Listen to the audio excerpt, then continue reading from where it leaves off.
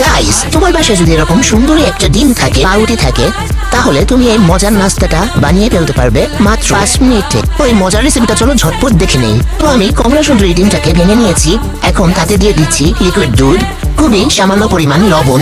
এখন দিয়ে দিচ্ছি ওই যে ম্যাগি মশলা আছে না নুডলসের, ওইটা। বৃষ্টির ওয়েদার থাকাতে এটা জমে গিয়েছে। যাই হোক, এখন মিশিয়ে নিচ্ছি। এখন দিয়ে দিচ্ছি সামান্য পরিমাণ গোলমরিচের গুঁড়া। আবারও আমি মিশিয়ে নিচ্ছি, খুব ভালোভাবে মেশাতে হবে। তো ওই মশলাগুলো মেশানো হয়ে গিয়েছে। আমি সস দিতে ভুলে গিয়েছিলাম, তো এখন আমি সস দিয়ে নিচ্ছি। এখন সাথে অ্যাড করব কিছু সবজি। এটা অপশনাল, না দিলেও চলবে। আমি এখানে গাজর কুচি আর পেঁয়াজ কুচি আর কাঁচামরিচ কুচি দিয়ে দিচ্ছি। তোমরা তোমাদের পছন্দ মতো সবজি অ্যাড করে নিবে। সবজি দিলে না খেতে অনেক ভালো হয়। এখন আমি 2 পিস ব্রেড নিয়ে নিয়েছি। এখন ব্রেডটাকে ছোট ছোট পিস করে কেটে নিব।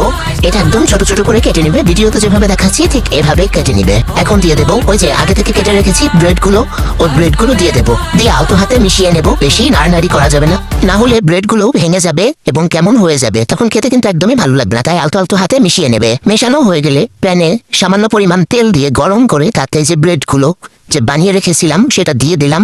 একদম মিডিয়াম টু লো হিটে এইটাকে রান্না করতে হবে, বুঝেছো? আর সাথে যেহেতু বললাম একটু পিৎজার মতো খেতে হয়, তো আমি অরিগানো দিয়ে দিয়েছি। এটা দেয়াতে না ফ্লেভারটা খুবই সুন্দর হয়। এবং আমি উল্টে দিয়েছি কিছুক্ষণ পর, আর উপর থেকে গাজর আর পেঁয়াজ কাঁচামরিচ কুচি আবারও দিয়ে দিলাম। তো এভাবে এপিট ওপিট ভেজে নিলে তৈরি মজাদার এই নাস্তাটা। তো এটা সস দিয়ে আমি পরিবেশন করব। খেতে অনেক মজা, সফট।